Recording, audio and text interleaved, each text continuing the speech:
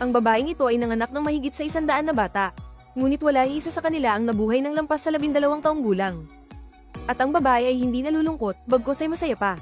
Sa panlabas, mahal na mahal niya ang kanyang mga anak. Itinuturing niya silang mga kayamanan. Sa katotohanan, lahat ng ito ay pagkukunwari lamang. Ang lugar na ito ay isang babuyan. At ang mga bata ay ang mga baboy na inaalagaan ng babae. Sa leeg ng bawat bata, ay may nakaukit na isang natatanging kodigo. Nakatala rito ang kanilang kaarawan at araw ng pagkatay. Oras na para ibenta sila. Gayunpaman, walang kamalay-malay ang mga batang ito sa kanilang kalagayan. Mahal na mahal nila ang mabait na ina sa kanilang harapan. Ngayon, may isang batang babae na inampon. Ngunit nakalimutan ni Connie na dalhin ang kanyang paboritong stuffed toy na kuneho. Dinala ng dalawang nakatatandang bata ang kuneho. Sa gate ng ampunan, nais nilang ibigay ito kay Connie. Ngunit isang truck lamang ang kanilang nakita roon. Kung ilalagay natin sa loob ng truck, makikita niya, di ba? Tama. Pagkabukas ng pinto ng truck, agad na natakot ang dalawang bata at hindi nakapagsalita. Sa loob ay ang bangkay ng kanilang kapatid. Ang kanilang kapatid na may nakakatakot na ekspresyon sa mukha, na para bang may nakita siyang nakakapangilabot bago siya namatay. May tao ba dyan? Nang makarinig ng ingay, agad na nagtago ang dalawang bata sa ilalim ng truck. Kasabay nito, lumapit ang dalawang halimaw na may mababangis na mukha. Nakita nilang dinampot ng mga halimaw na tumutulo ang laway ang bangkay ng kanilang kapatid. Pagkatapos, inilagay nila ang bangkay sa isang lalagyan na puno ng likido. Lintik, gusto ko na siyang kainin ngayon. Tanga, mahalagang produkto ito. Hindi ito bagay na pwedeng kainin ng mga tulad natin. Ang karne sa babuyang ito ay mga mamahaling produkto para sa mga mayayaman. Nang marinig ito, nanginig sa takot ang dalawang bata, at mas nakakatakot pa ang susunod na mangyayari. Ang mabait na ina na nakakasalamuhan nila araw-araw ay kasabuat pala ng mga halimaw. Noon lamang nila naunawaan. Ang dahilan kung bakit maayos silang inaalagaan ng kanilang ina ay dahil gusto ng mga halimaw na kumain ng karne ng tao. Ito rin ang dahilan kung bakit ang mga batang inampon ay hindi na muling sumulat dahil matagal na silang kinain. At ang madalas na pagsusuri sa kanilang katalinuhan ay dahil para sa mga halimaw, mas masarap ang mga batang may mataas na IQ. Kasabay nito, naamoy ng mga halimaw ang dalawang bata. Isang halimaw ang sumilip sa ilalim ng truck. Sa kabutihang palad, nakatakas sina Emma at Norman. Babuyan ba ito? Pagkain ba kami? Nang kumalma na sila, naalala nilang nabitawan ni Emma ang kuneho sa ilalim ng truck dahil sa sobrang takot. At napulot ito ng kanilang ina. Ngunit hindi pa alam ng kanilang ina kung sino ang nakatuklas sa kanyang sikreto. Para hindi sila may benta, nagpasya silang tumakas bago pa sila matuklasan ng kanilang ina. Sa mga sumunod na araw, nagkunwari silang walang nangyari. Araw-araw silang nagkukunwaring masaya.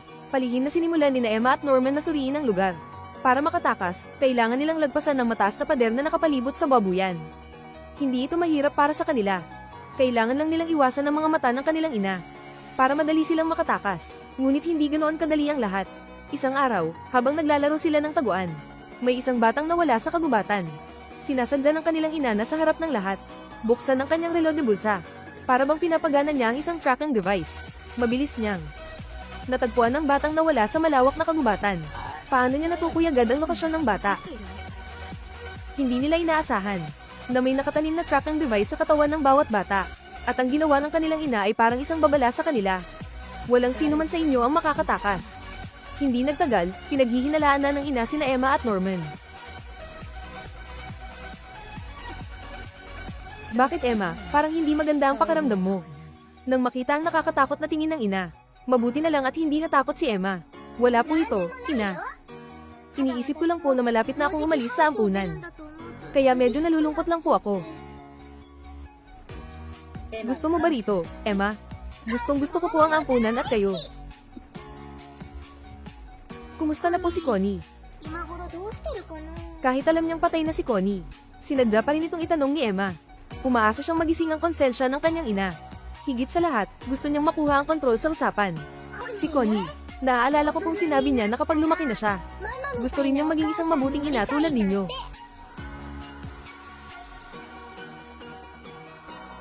Alam ko. Siguradong magiging isang mahusay na tao si Connie. Ginamit ni Emma, 11 taong gulang, ang kanyang husay sa pag-arte para makalusot. Ngunit pagbaba pa lang ng hagdan, napaluhod si Emma sa sobrang takot dahil ang mukhang inosenteng ina ay naging isang nakakatakot na nilalang para sa kanila. para mas mapataas ang tsansa ng kanilang pagtakas. Sinabi nila kay Ray ang katotohanan tungkol sa bukid. Dahil sa buong ampunan, silang tatlo ang may pinakamataas na IQ. Demonyo. Bukid. Kaaway ba ang ina? Matapos malaman ng katotohanan, nagtulungan silang tatlo para magplano ng pagtakas. Hindi nagtagal, natuklasan ni Emma sa sanggol ang tracking device na nakatago sa likod ng tainga nito. Si Ray ang inatasan na maghanap ng paraan para sirain ang tracking device. Habang si Norman ay nagkunwaring naglalaro ng taguan kasama ang ibang mga bata. Para sanayin sila sa pagtakas. Maayos ang takbo ng lahat. At tila nakita ng ina ang lahat. Ngunit wala siyang ginawa. Kaya naman, natitiyak ni Norman na may traidor sa kanila. May traidor. Para mahuli ang traidor, naglagay ng patibong si Norman. Hindi nagtagal, lumitaw ang traidor. Ikaw ang traidor, di ba, Ray? Oo. Ako ang traidor ng ina. Matagal na palang tauhan ni ina si Ray. Palihim na tinutulungan ng ina na bantayan ng bawat kilos ng mga bata sa bukid. Pero hindi maintindihan ni Norman kung bakit noong araw na kinuha si Connie. Sadyang ginabayan sila ni Ray para matuklasan ng katotohanan tungkol sa bukid. Hanggang sa sinabi ni Ray na, lahat ng ginawa ko ay paghahanda para sa pagtakas natin ngayon. Si Ray pala ang tunay na MVP, dahil mas madaling makakuha ng impormasyon kung nasa loob ka ng kampo ng kalaban. Sa mga nakalipas na taon, naging tauhan ni ina si Ray, at unti-unting nakamit ang tiwala nito. Mula noon, naging double agent si Ray. Tumutulong kina Norman at sa iba pa para makatakas, habang nagbibigay ng maling impormasyon sa ina. At kapalit nito ay mas maraming regalo mula sa ina. Gamit ang maliliit na pyesa mula sa mga regalo, nakagawa si Ray ng isang aparato na kayang sirain ng tracking device. Malapit na ang susunod na araw ng pag-aani, at si Emma o si Norman ang susunod na aanihin. Hindi na dapat magpatumpik-tumpik pa. Nagdesisyon si Ray na tulungan silang makatakas agad. Bago magtanghalian, inabala ni Ray ang ina para bigyan ng pagkakataon sina Emma at Norman na makatakas. Ngunit matalino rin ang ina, at agad niyang nahalata ang plano ni Ray. Sa huling sandali, ikinulong niya si Ray, at natunton sina Emma at Norman gamit ang tracking device. Anong ginagawa mo, ina? Kahit 11 taon na tayong magkakasama. Ngayon lang tayo nagkausap ng harapan, nang walang pagpapanggap.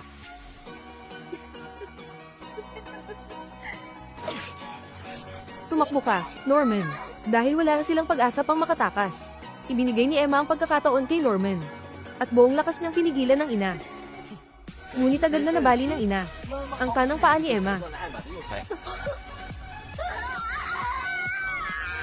Nang marinig ang sigaw ni Emma, natigilan ng matalik niyang kaibigan na si Norman, at saka siya tumakbo.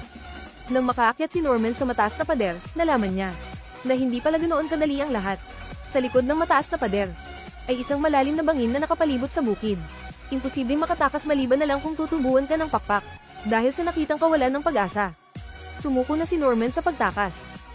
Mahinahon siyang bumalik sa ina. Tila tinanggap na niya ang kanyang kapalaran. At kusang pumalit kay Emma bilang susunod na yaani. Bago anihin, ikinwento ni Norman ang kanyang nakita kina Ray at Emma, at niyakap niya sila. Magpakatatag kayo. Makakatakas din kayo. Pero paano matatanggap ni Emma ang pagkamatay ng kanyang kaibigan? Sa huling pamamaalam, sinubukan ni Emma ang huling pagkakataon. Niyakap niya si Norman. Emma, ililihis ko ang atensyon ni ina. Tumakas ka na. Isang napaka-inosenteng plano. Lalo na't nasa ilalim sila ng mapanuring mata ng isang matalinong ina. Oras na, Norman. Opo, ina.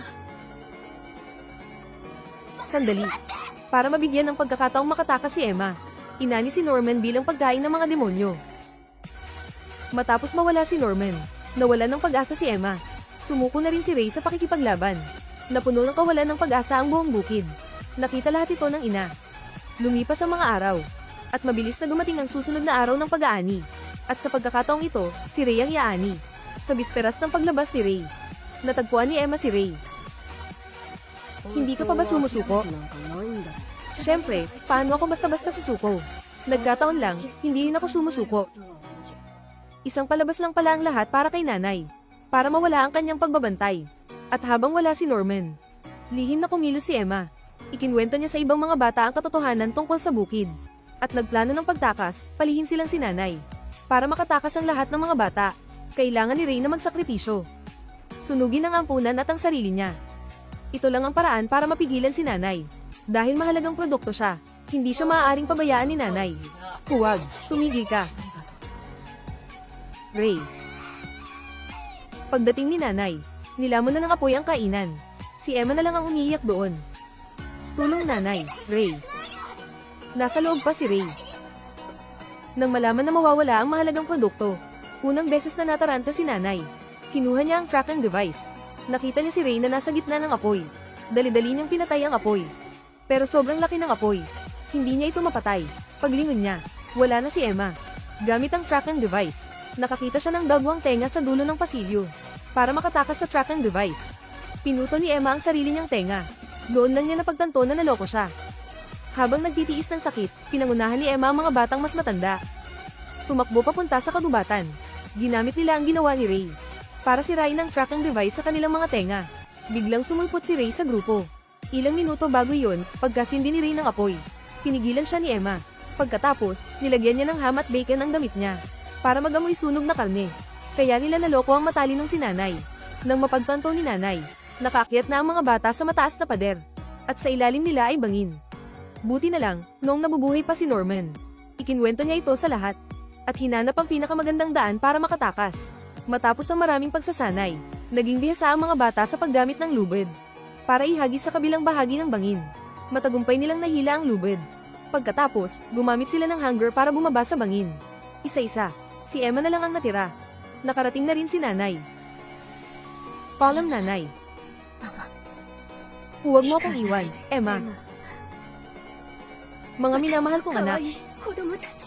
Sa harap ni nanay, bumaba si Emma sa bangin. Pagkatapos pinutol ang lubid, nawala sa kagubatan kasama ang iba. Habang pinapanood ang mga batang nawawala, naalala ni nanay ang kanyang kabataan. Isa rin siyang inosenteng bata noon. Mula nang malaman ang katotohanan tungkol sa bukid, lumaban din siya, sinubukan niyang tumakas. Pero pinigilan siya ng kanyang nanay. Para mabuhay sa mundong ito ng mga demonyo, napilitan siyang pumili ng ibang daan. Ang tanggapin ng alok ng mga demonyo. Nakapasa siya sa lahat ng pagsubok. Ang mga kasama niya ay naging pagkain ng mga demonyo. Siya lang ang nakaligtas, at nabuntis, hanggang sa maging nanay ng bukid.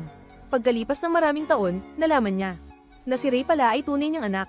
At si Ray, isang batang henyo, ay hindi katulad ng ibang bata. Mula pagkabata, naaalala niya ang lahat.